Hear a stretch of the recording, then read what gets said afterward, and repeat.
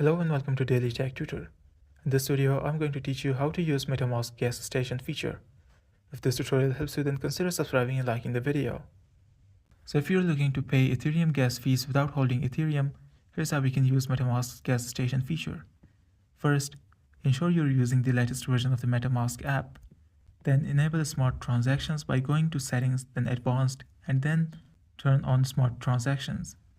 Also, go back and tap on privacy and security option and scroll all the way down to find the estimate balance changes option and then toggle it on.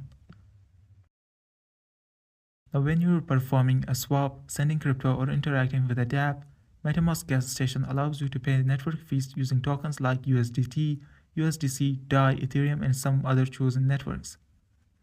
For example, I'm sending this much Ethereum, but I lack sufficient gas fees or other tokens. MetaMask will automatically deduct the gas fee from the amount of Ethereum I'm gonna receive at the receiving end. If the actual gas fee is lower than estimated, the unused portion will be returned to your wallet. This feature simplifies transactions by eliminating the need to acquire Ethereum solely for gas fees, enhancing your overall experience. This is for today's tutorial. If this video helped you, then consider subscribing and liking the video.